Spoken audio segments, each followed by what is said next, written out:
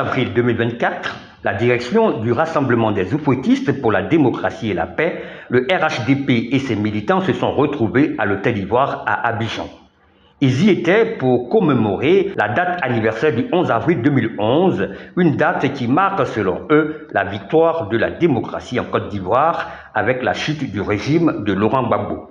Au cours de la cérémonie de commémoration, le secrétaire exécutif du RHDP, Ibrahim Cissé Bakongo, dans une sorte d'ivresse, s'est attaqué à la personne du président Laurent Gbagbo dans des termes inélégants et réducteurs, selon les militants du PPACI. Le président du Conseil stratégique et politique du Parti des peuples africains Côte d'Ivoire, le ministre Justin Kony-Katina, dans le cadre de l'espace d'échange dénommé Tribune avec la presse dans son ensemble, a apporté les éclairages du parti sur diverses questions d'actualité. À l'entame de ses propos, le président du CSP a revisité la sagesse de nos cultures africaines pour apporter la réplique à la dérive langagière du sieur Bakongo. Personnellement, nous trouvons qu'il est inacceptable que des personnes qui sont au pouvoir, que de surcroît occupent des fonctions importantes dans leur parti politique,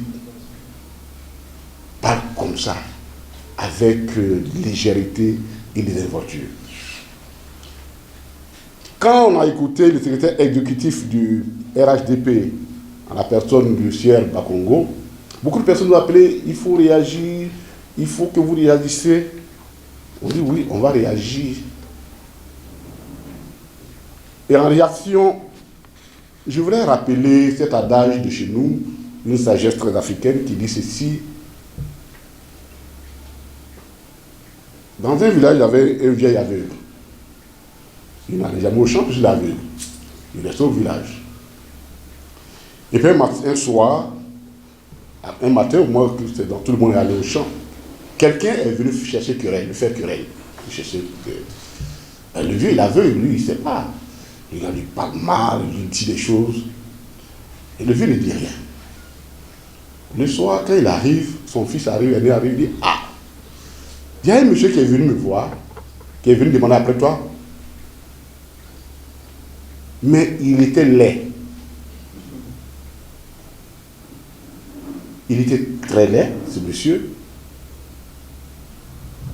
Il n'est pas de chez nous. Et il n'est pas de des environnements.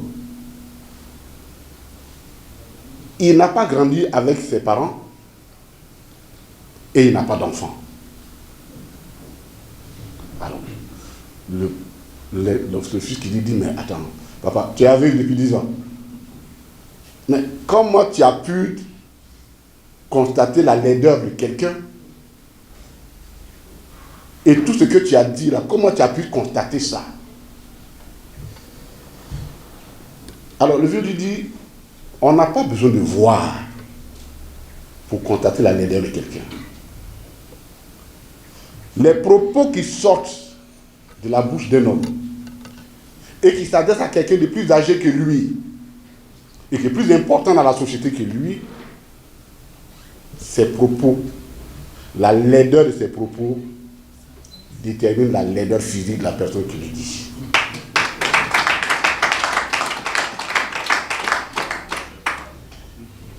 Et j'ai constaté qu'il était laid à cause de ses propos qu'il a tenus. Je n'ai pas besoin de le voir. Deuxièmement, j'ai compris qu'il n'est pas de chez nous. Parce que dans notre région, du nord au sud, de l'ouest à l'ouest, il y a une éducation minimum que nous avons. Des gens de chez nous et des gens qui sont à côté de chez nous ne parlent pas comme ça. Donc, j'en déduis que celui-là, il n'est pas de chez nous. Et il n'est pas d'à côté. Il est doux. Deuxième conclusion. Troisièmement, il n'a pas de papa. Il n'a pas vécu à ses parents.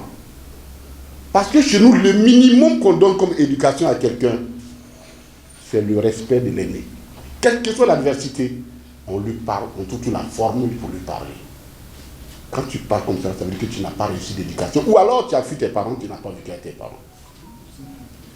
J'ai compris qu'il n'a pas d'enfant parce que ce que nous donnons, nous avons le devoir de laisser à nos enfants plus que nous avons laissé à nos parents. Et ce que nous disons, ce que nous faisons, doit à chaque fois être une leçon de vie pour nos enfants. Mais quand nous parlons, faisons attention à nos enfants qui nous écoutent, puisque c'est ce que nous leur laissons comme éducation. Donc s'il avait des enfants, il ne se porterait pas comme ça. Et à mon fils, je te l'ai dit, et le vieux lui traite comme ça, mon fils, ce que je te dis, ça s'adresse aussi à toi. Tiens compte, en toutes circonstances, de savoir comment tu parles, à qui tu parles et dans quelles circonstances on parle. Je pense que ça manque beaucoup à M. Tissé Bakongo, qui n'en est pas à son premier essai. Les propos qu'il a tenus sont suffisants pour nous, au PPACI, pour ne même pas lui confier un poste secrétaire de base. Non, mais je vous le dis honnêtement, Tissé Bakongo ne peut pas être secrétaire de base du PPACI. Il n'a ni l'éducation pour ça, il n'a ni la formation pour ça, il n'a ni la sagesse pour ça. On comprend alors notre problème dans ce pays. Parce que si le président de la République, qui est chargé de conduire le pays, est entouré de ces gens de conseillers, le pauvre, je n'aimerais pas vraiment être à ta place. Je n'aimerais pas vraiment être à ta place. On ne parle pas comme ça. On ne parle pas comme ça au hasard. Nous, là, quand nous abordons, malgré tout, quand nous parlons du chef de l'État, nous y mettons sous la forme. Par l'éducation et par la République. On ne peut pas servir la République et se comporter comme un voyou. Il était bon que les uns et les autres comprennent cela. C'est par sagesse qu'on ne répond pas. Mais attention, trop, ça commence à être débordant. Le président Laurent Gbagbo n'est pas le camarade de quelqu'un parmi eux. L'adversaire du président Laurent Gbagbo s'appelle le président Ouattara. Ce n'est pas eux. Ils s'excitent trop pour si peu. Le ministre Justin Koné-Katina a également abordé la question de l'élection sénégalaise qui a vu l'arrivée de Bassirou Diomaye Faye à la présidence. Pour l'animateur de tribune, il y a 3 principales leçons à y tirer. C'est le peuple sénégalais qui a refusé un 3e mandat illégal, qui a tenu à son exception démocratique, qui s'est battu pour que son exception démocratique soit conservée, qui s'est battu dans le sang et dans la sueur pour que son exception démocratique soit conservée. C'est passé le 19. Et je peux vous dire que c'est ce témoignage-là qui m'a sauvé à Accra. Ça, qui m'a sauvé à Accra. Parce qu'ils ont vu tous les articles, quand il a fait sortir ça là, il n'y a plus rien à dire. Donc devant un tribunal normal, sérieux, des juges qui respectent les fonctions. Et c'est pourquoi, vous avez remarqué, ce régime-là perd tous les procès à l'international. J'ai été le premier à les battre. Le président Laurent Gbagbo est venu les battre. On allait devant la Cour africaine des droits de l'homme, on les a battus. C'est-à-dire qu'il n'y a que les magistrats ivoiriens seuls qui lisent les droits pour eux. Non, mais je vous l'ai dit. Ils n'ont jamais gagné un procès contre nous à l'étranger. Il suffit seulement que les juges soient un peu sérieux, c'est fini.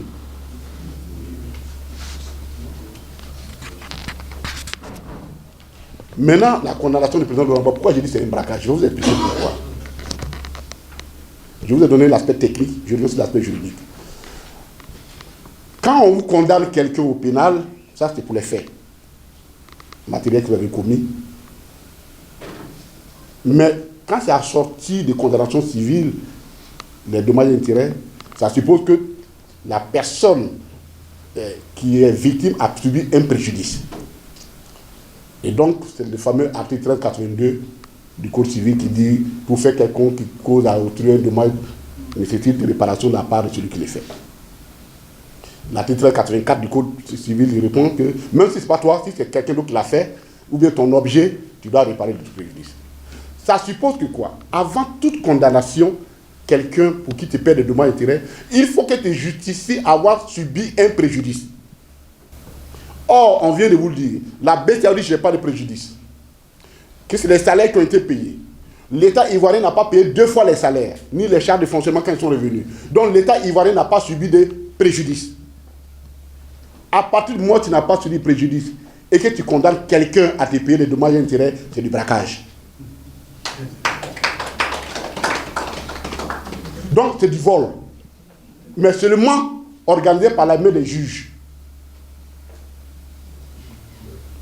Parce que je ne peux pas aller au SG, paye-moi 100 millions de dommages et intérêts sans que je ne prouve au moins que j'avais au moins 100 millions. Mais j'avais un bien qui valait au moins 100 millions. Que j'ai perdu quelque chose au moins de ce montant-là. C'est le fondement de l'article 1382 du Code civil.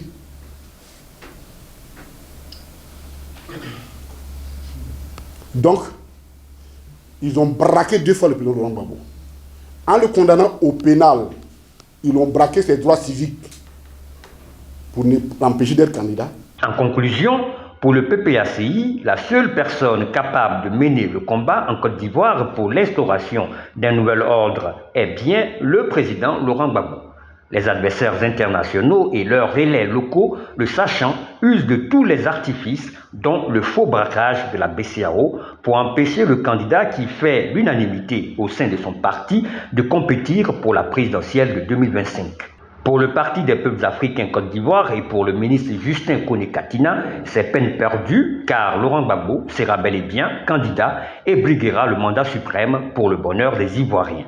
Ainsi, dès son élection en 2025, le leader du PPACI entend s'attaquer à l'épineuse question de la dette qui fait couler beaucoup d'encre et de salive ces derniers temps en Côte d'Ivoire. Une dette, selon le président du CSP, qui asphyxiera, si on n'y prend pas garde, l'économie ivoirienne après le départ inexorable du régime Ouattara.